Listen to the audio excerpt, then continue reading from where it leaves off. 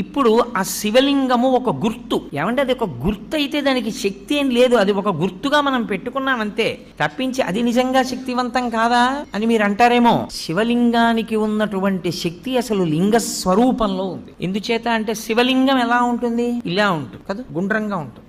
ఇప్పుడు ఇలా గుండ్రంగా ఉంది అని నేను అన్నాను అనుకోండి, శివలింగం ఇంత ఉంది, ఇంతదైతే అప్పుడు అందులోకి పట్టేవి ఇంకొంచెం పెరిగాయా?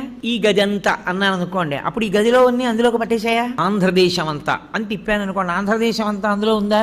అలానే తిప్పుతూ ఈ బ్రహ్మాండం అంతా అన్నాను అనుకోండి, ఇప్పుడు ఈ బ్రహ్మాండం అంతా ఎందులో ఉంది? అందులోనే ఉంది. అంతా ఎందులో ఉందో అది లింగం, అంతా ఎందులో పెరుగుతోందో, అంతా ఎందులోకి కలిసిపోతోందో అది లింగం. ఇప్పుడు పరమేశ్వరుణ్ణి యథార్థముగా సూచించుటకు గుర్తు శివలింగము. కాబట్టి కంటితో కనపడినది కాదు, ఇది సర్వవ్యాపకమైతే ఇది చుట్టుకుంటే నిజానికి దీనిలో ఈ బ్రహ్మాండమంతా ఉన్నది